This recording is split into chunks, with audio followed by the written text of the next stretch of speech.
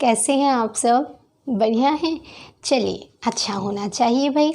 आज हम बात करने वाले हैं संसद, हमारी संसद और कार्यपालिका के बारे में हम बात करेंगे। कार्यपालिका, आप जानते हो कार्यपालिका का क्या कार्य है? जिस कानून का निर्माण संसद के द्वारा किया जाता है, जिन विधियों का निर्माण संसद के द्वारा किया जाता है, उन्हें लागू करने का काम, सुचारू रूप से इम्प्लीमेंटेशन का काम कार्यपालिका के द्वारा किया जाता है। याद रखिएगा, 3 तरीके के ये स्तंभ हैं। पहला, विधायिका। विधायिका का क्या कार्य है? कानून निर्माण करना, विधियों का निर्माण करना। किसका कार्य है? किसका कार्य है बताइए? विधायिका का। और दूसरा, कार्यपालिका। कार्यपालिका का क्या कार्य है? जो विधि का निर्माण, जिस कानून का निर्माण विधायिका के द्वारा किया गया है, उसको इम्प्लीमेंट यानी कि लागू करने का कार्य किसका है? कार्यपालिका का। साथ ही साथ तीसरा स्तंभ है न्यायपालिका। कौन सा है? न्यायपालिका। न्यायपालिका के शब्द से ही आप समझ गए होंगे, न्यायपालिका का कार्य है न्याय करना, यानी कि जो कानून, जो विधि संसद के द्वारा बनाई गई है, उसको सुचारू रूप से चलाया जा रहा है या नहीं, या किसी के साथ कोई अन्याय तो नहीं हो रहा, उसको संविधान के अनुरूप पूरे देश में लागू किया गया है या नहीं, या संविधान का कहीं उल्लंघन तो नहीं हो रहा। इसका कार्य कौन करती है? इसकी देखरेख न्यायपालिका करती है। चलिए, तो आज हम बात करने वाले हैं कार्यपालिका के बारे में। विधायिका बेसिकली संसद जो कानून निर्माण करती है, और आज हम बात करेंगे कार्यपालिका के बारे में। कार्यपालिका का कार्य अभी आपको बताया है, उन बनाए गए कानूनों, विधियों को लागू करना, उनको इम्प्लीमेंट करने का कार्य कौन करती है? कार्यपालिका करती है। भारत के संविधान में कार्यपालिका का प्रमुख राष्ट्रपति जी को कहा गया है। अगर हम कहें कि हमारे देश में कार्यपालिका के प्रमुख कौन हैं, तो राष्ट्रपति जी हैं कार्यपालिका के प्रमुख, तथा सभी कार्यकारी शक्तियां राष्ट्रपति जी में ही निहित हैं। इन शक्तियों का प्रयोग वे स्वयं, या तो वे स्वयं या फिर अपने अधीनस्थ अधिकारियों के माध्यम से करते हैं। जो राष्ट्रपति जी हैं वो अपनी कार्यकारी शक्तियों का प्रयोग स्वयं या फिर अपने जो अधीनस्थ यानी कि उनके अंडर में जो कार्य करते हैं कार्यकारी अधिकारी, उनके द्वारा वो इन शक्तियों का प्रयोग करते हैं। कह सकते हैं कि कार्यपालिका के सारे कार्य राष्ट्रपति जी के नाम पर ही हो सकते हैं, यानी कि होते ही हैं। हो क्या सकते हैं? होते ही हैं। जितने भी कार्य किए जाते हैं कार्यपालिका के द्वारा, उनका नाम किनका होता है? उन पर राष्ट्रपति जी के नाम पर ही किए जाते हैं। परंतु अब ये बात ध्यान देने योग्य है, यहाँ ये बात सत्य है बिल्कुल कि कार्यपालिका के प्रमुख राष्ट्रपति जी हैं।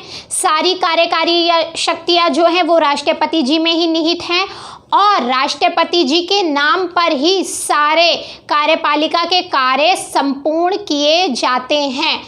परंतु राष्ट्रपति जी से संविधान में यह आशा की गई है, राष्ट्रपति जी से यह आशा की गई है कि वह कैबिनेट जो मंत्री परिषद है, कैबिनेट हिंदी में मंत्री परिषद बोलते हैं ना, मंत्री परिषद के परामर्श व सहायता से कार्य करेंगे। तो यहाँ पर देखिए, आप शुरू में देखेंगे तो जब आप संविधान को पढ़ेंगे शुरू में आपको ऐसा लगेगा कि राष्ट्रपति जी का पद बहुत पावरफुल है, परंतु जैसे ही आप नीचे और आर्टिकल्स पढ़ेंगे तब आपको पता चलेगा कि रियलिटी कुछ और है। हम कह सकते हैं कि नाम मात्र की जो शक्तियां हैं वो राष्ट्रपति जी में हैं। वास्तविक तौर पर कौन प्रमुख है? नाम मात्र के प्रमुख हैं राष्ट्रपति जी, और वास्तविक तौर पर प्रमुख कौन है? प्रधानमंत्री और उनकी मंत्री परिषद। क्योंकि सारी की सारी शक्तियां जो भी कार्यपालिका की हैं वो बिना मंत्री परिषद की सलाह के राष्ट्रपति जी किसी भी शक्ति का प्रयोग नहीं कर सकते। तो ये बात संविधान में लिख दी गई है बाद में कि राष्ट्रपति जी अपनी कार्यकारी शक्तियों का प्रयोग मंत्री परिषद की सलाह के द्वारा ही करेंगे। तो आप ये कथन बिल्कुल सही है कि हमारे जो भारत के राष्ट्रपति जी हैं वो कार्यपालिका के नाम मात्र के प्रमुख हैं, परंतु वास्तविक प्रमुख कौन है? हमारी मंत्री परिषद। प्रधानमंत्री जी और उनकी मंत्री परिषद वास्तविक कार्यकारी प्रमुख है, कार्यपालिका की प्रमुख है। ये बात आप याद रखिएगा। वास्तविकता है क्या, रियलिटी में की चीज़ कैसी है?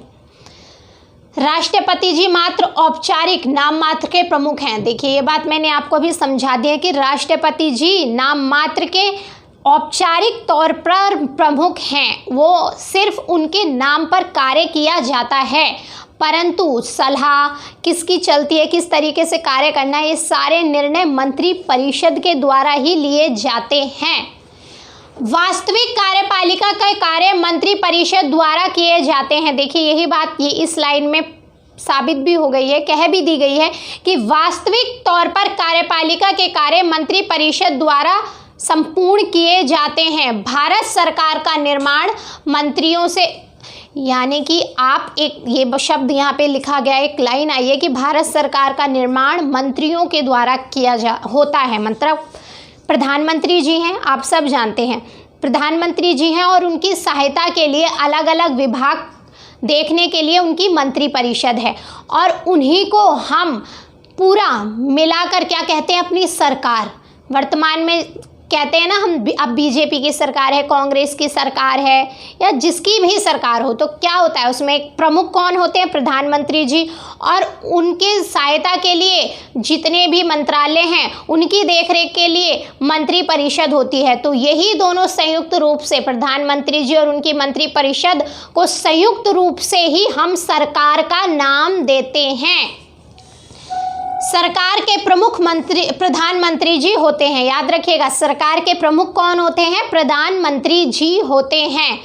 मंत्री परिषद के कार्यों में सहायता के लिए बड़ी संख्या में प्रशासकों का वर्ग तथा विशेषज्ञ होते हैं। बेसिकली जो मंत्री हैं, मंत्री परिषद है, उनके जो कार्य हैं उनका संपादन किनके द्वारा किया जाता है?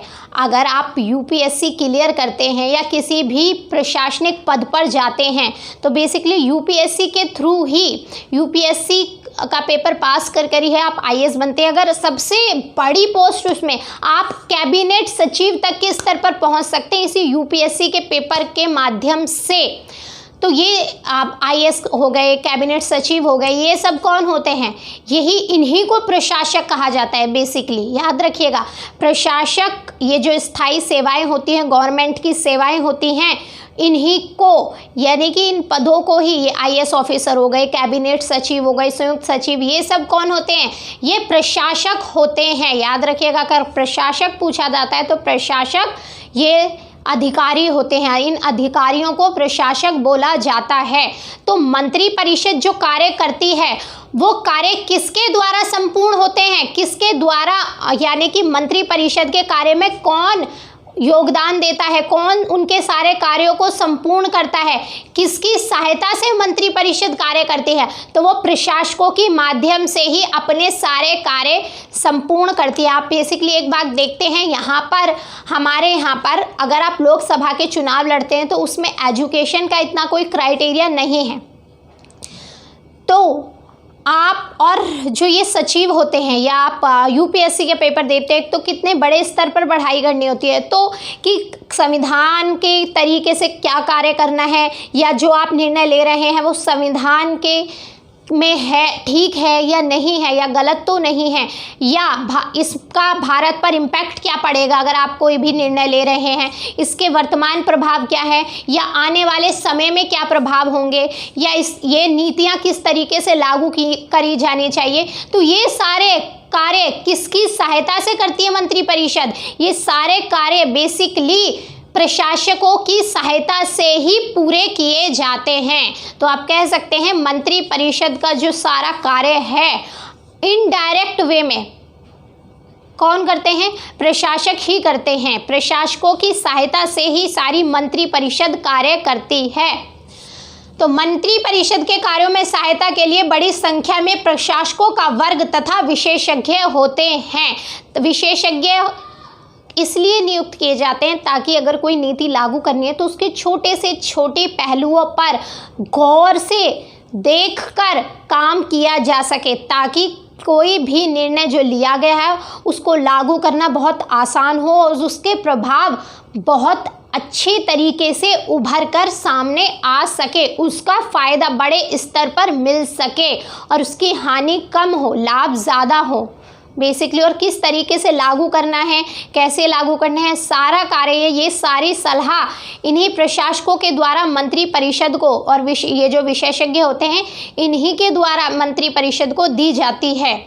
यही वर्ग वास्तव में मंत्रियों की नीति निर्माण तथा उनके कार्यान्वयन में मंत्रियों की सहायता करते हैं। ये बात मैंने आपको समझा दी है कि यही जो वर्ग है वो ही वास्तव में मंत्री परिषद के यानी कि जो मंत्री हैं उनकी नीति निर्माण तथा उनके कार्यों के कार्यान्वयन में, उनको इम्प्लीमेंट करने में मंत्रियों की सहायता करते हैं। उनको लागू करने में बेसिकली यही लोग मंत्रियों की सहायता करते हैं।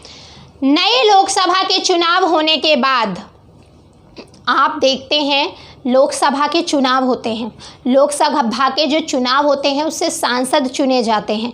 ऐसा नहीं है कि लोकसभा के चुनाव हुए सीधा प्रधानमंत्री जी का पद चुन लिया गया और मंत्री परिषद का गठन हो गया और सरकार बन गई। नहीं, इस तरीके से नहीं होता है। लोकसभा चुनी जाती है।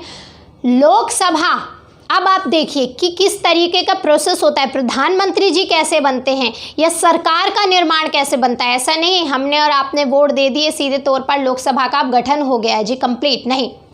नई लोकसभा के चुनाव होने के बाद यानी कि चुनाव होने के बाद राष्ट्रपति जी ऐसे दल या दलों को, हो सकता है एक दल को पूरा बहुमत ना मिला हो तो कुछ और दल, एक से ज़्यादा दल को हम क्या बोलते हैं, पार्टी के नाम से पार्टीज कहते हैं ना।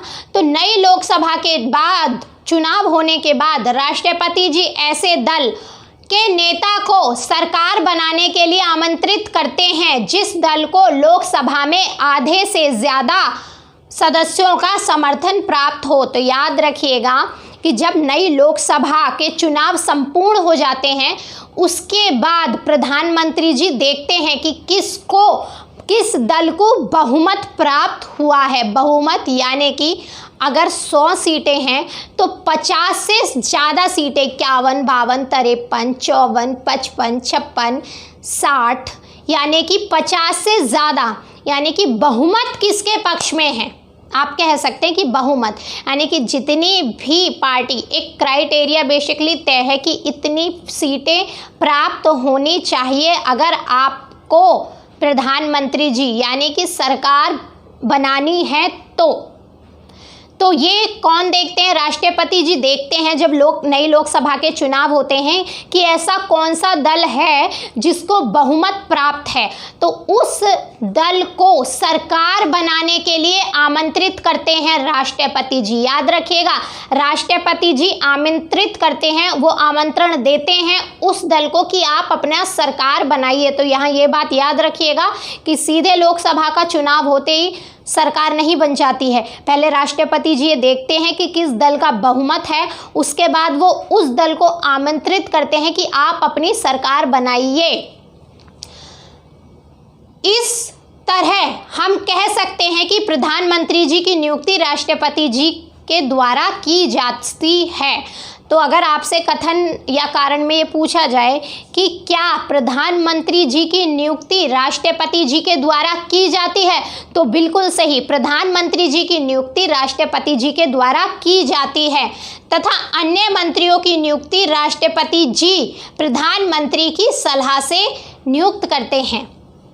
राष्ट्रपति जी प्रधानमंत्री जी को नियुक्त कर देते हैं, परंतु जो प्रधानमंत्री की अपनी मंत्री परिषद है उनकी नियुक्ति राष्ट्रपति जी ही करते हैं, परंतु प्रधानमंत्री की सलाह पर। याद रखिएगा कि प्रधानमंत्री की सलाह पर ही राष्ट्रपति जी अन्य मंत्रियों की नियुक्ति करते हैं और किसको कौन सा मंत्रालय देना है, क्या कार्यभार देना है, इसका निर्णय भी प्रधानमंत्री जी ही लेते हैं। तो यहाँ आप ये बात याद रखिएगा। वैसे भी ये बात पहले ही शुरू में ही मैंने आपको बता दी है कि राष्ट्रपति जी नाम मात्र के प्रमुख हैं, रियलिटी में जो शक्तियां हैं वो मंत्रिपरिषद के हाथ में है, याद रखें आप। परंतु प्रमुख अगर आपसे पूछा जाए कि कार्यपालिका का प्रमुख है कौन, तो वो राष्ट्रपति जी ही हैं हमारे। साथ ही यहाँ यह भी पता चलता है, इस बात से आप क्या और पता चलता है, साथ ही यहाँ यह भी पता चलता है कि राष्ट्रपति जी प्रधानमंत्री की नियुक्ति अपने विवेक से नहीं करते हैं। तो ये बात क्लियर हो गई है। आपसे हो सकता है हाँ आपसे पूछ ले कि राष्ट्रपति जी प्रधानमंत्री की नियुक्ति अपने विवेक से करते हैं, तो नहीं, बिल्कुल नहीं। नियुक्ति तो करते हैं वो, परंतु वो उस दल की नियुक्ति करते हैं जिसको उस दल को सरकार बनाने के लिए आमंत्रित करते हैं जिसको बहुमत मिला हो। तो इसमें ऐसा कोई नहीं, कुछ भी नहीं कहा गया है इसमें ऐसा कि वो अपने स्वयं विवेक से, अपनी सोच से या अपनी मन मर्जी से प्रधानमंत्री की नियुक्ति करते हैं। तो ये बात बिल्कुल सही है कि राष्ट्रपति जी प्रधानमंत्री को नियुक्त करते हैं, परंतु अपने स्वयं के विवेक से नहीं करते, अपनी मर्जी से नहीं करते। अब यहाँ पर एक बात और है कि कब वो अपने विवेक का इस्तेमाल करके नियुक्ति करते हैं प्रधानमंत्री जी की। परंतु ये देखिए, ये बात देखिए, आप ध्यान से देखिएगा, ये जो मैं आपको ये लाइन पढ़ा रही हूँ। परंतु अगर लोकसभा में किसी भी दल को स्पष्ट बहुमत नहीं मिलता है, अगर स्पष्ट बहुमत मिलता है तो मैंने आपको पहले ही बताया है कि अगर लोकसभा में स्पष्ट बहुमत है तो राष्ट्रपति जी दल को आमंत्रित करेंगे सरकार बनाने के लिए। परंतु अगर किसी भी दल को स्पष्ट बहुमत नहीं मिलता है तब क्या किया जाएगा? परंतु अगर लोकसभा में किसी भी दल को स्पष्ट बहुमत नहीं मिलता है तब राष्ट्रपति जी के द्वारा स्वयं विवेक से, यानी कि अपने आधार पर, अपनी मर्जी से, अपने विवेक के आधार पर, अपनी सोच से, स्वयं विवेक से, जिसे उनके विचार में सदन का बहुमत मिलने की संभावना है, यानी कि अगर किसी भी दल को स्पष्ट बहुमत नहीं मिला है तो राष्ट्रपति जी अपने स्वयं के विवेक से, जिसका उनको ये लगता है, उसमें भी ये बात है, जिसको वो ये सोचते हैं कि हाँ इसको सदन में स्पष्ट बहुमत मिल जाएगा। लोकसभा के बेसिकली सदस्यों का सरकार बनाने के लिए बहुमत आवश्यक है ना, तो वो जिस भी दल को ऐसा समझते हैं कि इस दल को या आपस में इन दलों को मिलाकर एक सरकार बनाई जाएगी, इसको बहुमत मिल जाएगा, तब वह स्वयं विवेक से, उनके विचार में सदन का बहुमत मिलने की संभावना होती है, तब वह सरकार बनाने के लिए उस दल को आमंत्रित करते हैं। तो यहाँ पर वह स्वयं विवेक से, यानी कि अपने आप से सोच समझकर, अपने माइंड का प्रयोग कर कर ये निर्णय ले सकते हैं कि किस दल को आमंत्रित किया जाए सरकार बनाने के लिए, अगर किसी भी दल को स्पष्ट बहुमत नहीं मिलता है। तो यहाँ पर वो अपने स्वयं विवेक का इस्तेमाल कर सकते हैं।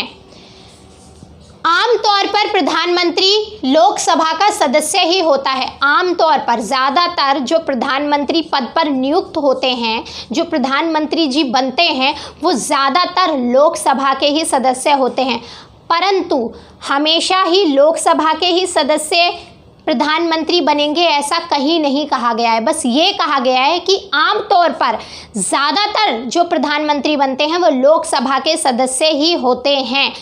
कुछ ऐसे प्रधानमंत्री भी हुए हैं जो राज्यसभा से थे और उनके नाम आपको पता होने चाहिए, वो पूछ भी लेते हैं फैक्ट के तौर पर।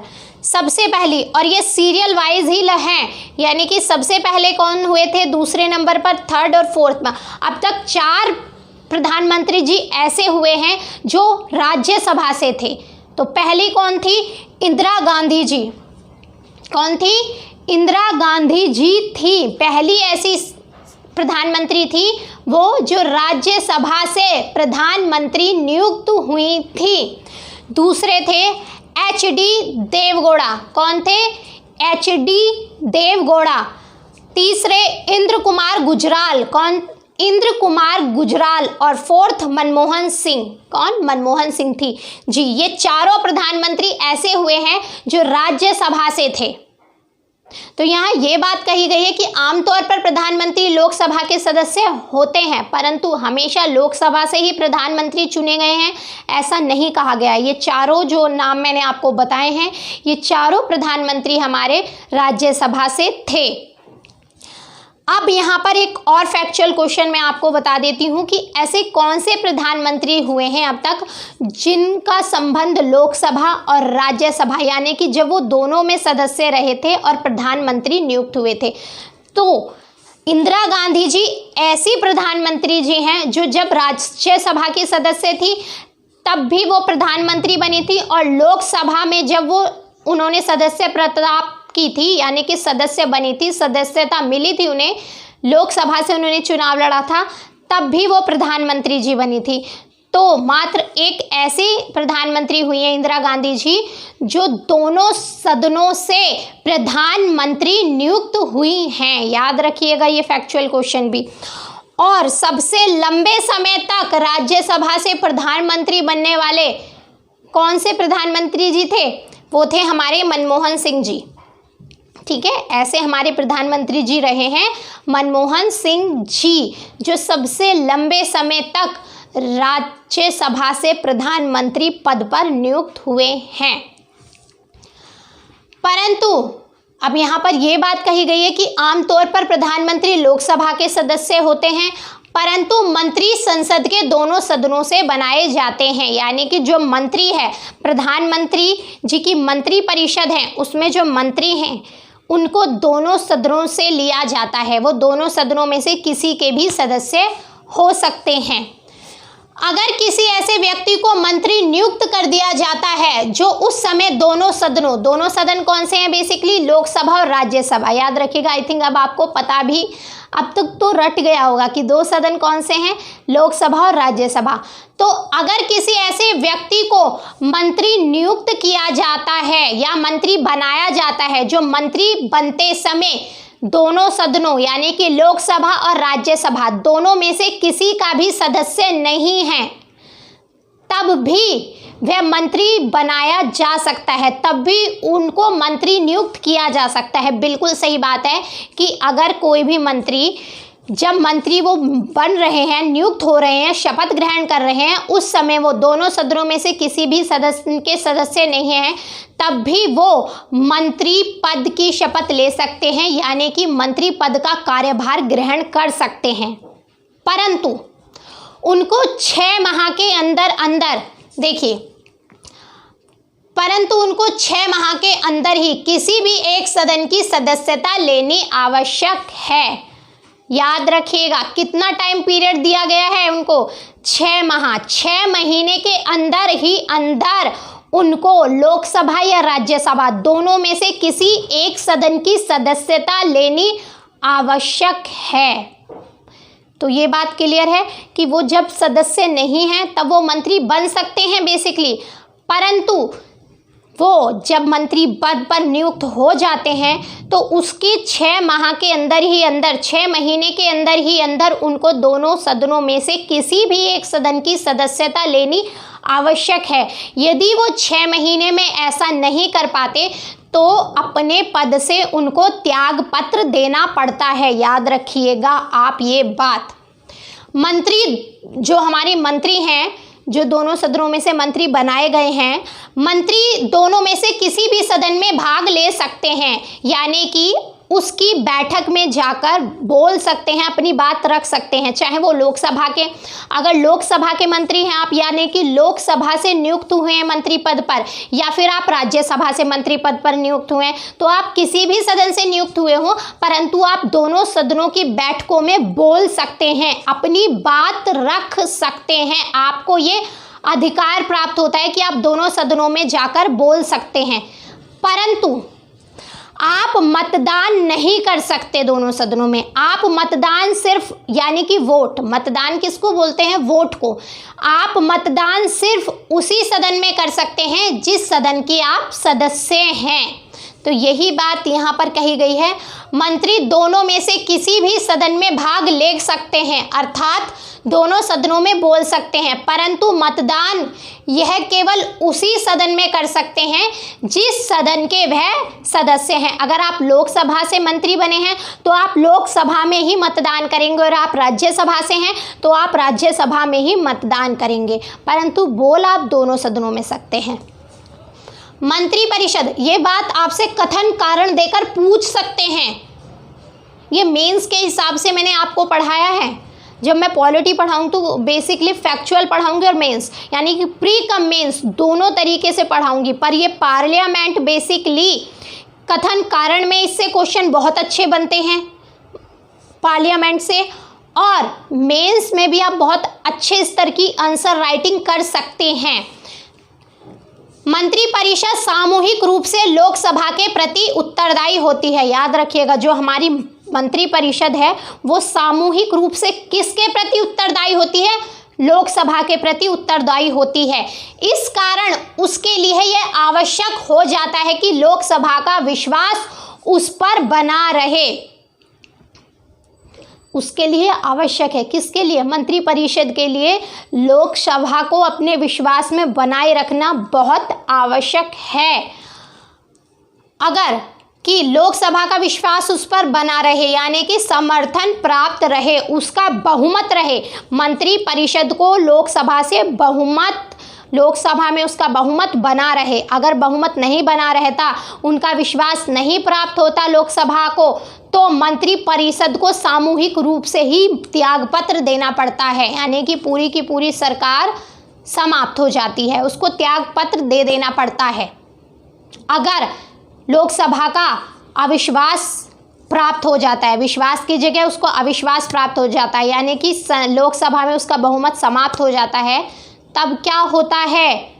उसको, हमारी सरकार को, मंत्रिपरिषद को सामूहिक तौर पर ही अपना त्यागपत्र देना पड़ता है। तो ये बात कही गई है कि मंत्रिपरिषद सामूहिक रूप से लोकसभा के प्रति उत्तरदायी है। इस कारण उसके लिए यह आवश्यक हो जाता है कि लोकसभा का विश्वास या समर्थन उसको प्राप्त रहे। लोकसभा का विश्वास खोने पर मंत्रिपरिषद को त्यागपत्र देना पड़ता है।